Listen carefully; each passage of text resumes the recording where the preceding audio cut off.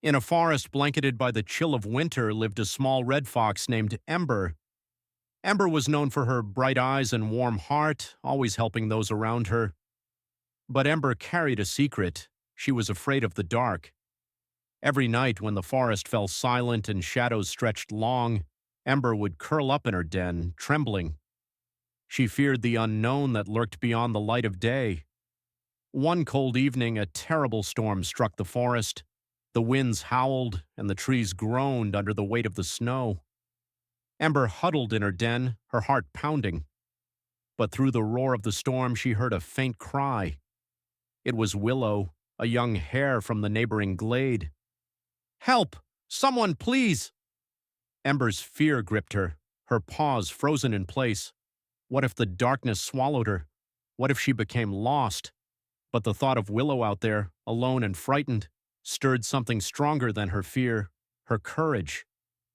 "I can't leave her," Ember whispered to herself. She took a deep breath and grabbed an old lantern she had found long ago, its glass cracked but still usable.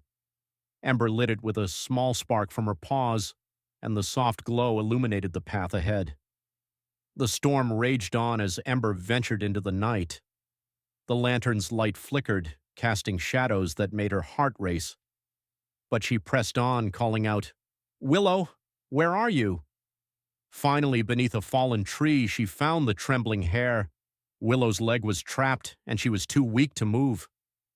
"Ember!" Willow cried in relief. "Don't worry, I'm here," Ember said, her voice steady despite her fear. She dug at the snow and branches, freeing Willow's leg.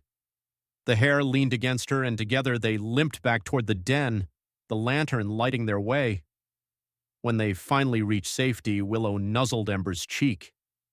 "You saved me," she said softly. Ember smiled, though her legs still shook from the ordeal. "I was scared too, but sometimes we have to be brave for those we care about."